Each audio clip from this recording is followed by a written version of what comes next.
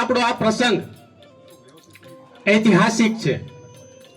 ઐતિહાસિક એટલા માટે છે કે મણપુરને આંગણે 350 કિલોમીટર દૂરથી નર્મદાના નીર અહીં મણપુરની પ્રગતિ માટે પધારવાના છે અને એનું ઉદ્ઘાટન કરવા માટે આપણા રાજર્ષિ મહાનુભાવો અહીંયા ઉપસ્થિત થયા છે કે મણપુરની અંદર 2 પાક લેતા ખેડૂતો થઈ ગયા છે. આ 900 પ્રકારના ગામને સોર્સવાળું બનાવવાનું કોઈ અભિયાન ઉપડ્યું હોય તો ભાજપ સરકારની જળ સંચય માટેની દૂરંદેશી નીતિ જવાબદાર છે. 1999 અમે જળ સંચય સમિતિની સ્થાપના કરી અને આખા ગામના શ્રમદાનથી અને સરકારના સરદાર પટેલ સહભાગી જળ સંચય યોજના અંતર્ગત એક જ વર્ષમાં અમે 5 ચેક ડેમોનું નિર્માણ કર્યું.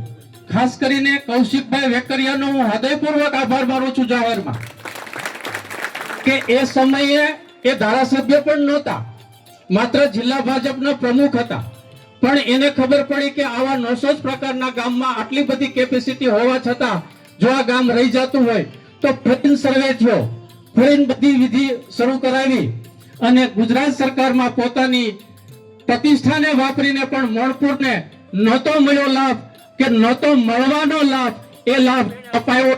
એના માટે જોરદાર તાળીઓ સાથે ગડગડાટ સાથે અમે વધાવી લેશું. કામ કરે એની કદર કરતા પણ શીખવું પડશે. ભાઈ બેઠેલા વડીલોના આશીર્વાદના કારણે વારંવાર સરપંચ ને તાલુકાના સભ્ય પ્રકાશભાઈ બધા રજૂઆત કરી રાખ્યા કે વાલ તો અમારે કોઈ સંજોગે મૂકવાનો છે, તમારે જે કરવું પડે એ કરો.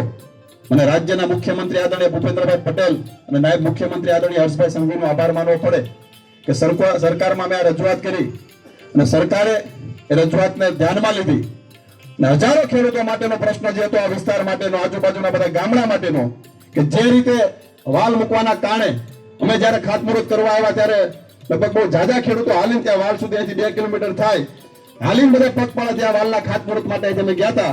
આદરણીય ભરતભાઈ પણ ત્યારે હાજર હતા. જેટલી સાહેબ ખુશી હતી એની વાત ના થઈ શકે એમના માટે મેં તમને આ કાર્યક્રમમાં બોલાવ્યા. વાલ નામંજૂર થઈ ગયો હોય કે આ થઈ શકે એવું નથી ટેકનિકલી, અને છતાં પણ કૌશિકભાઈ એ પાછળ પડી અને રસ્તાઓ કાઢીને ગામમાં વાલ લાવી દીધો. એવું આટલું લોકાર્પણનો કાર્યક્રમ એ વિશેષ કાર્યક્રમ મોણપુરમાં જોઈ જાય. આમાં હવા નથી આવતી, પાણી આવે છે, વાલે છે ને વાલમાંથી આજે તળાવે ભરાય છે. વરસાદ આવે કે ના આવે, માં નર્મદા જ્યાં સુધી તરબતર ભરેલી છે ને ત્યાં સુધી મોણપર ગામનું તળાવે તરબતર ભરેલું રહેશે. એવો આ અનોખો કાર્યક્રમ.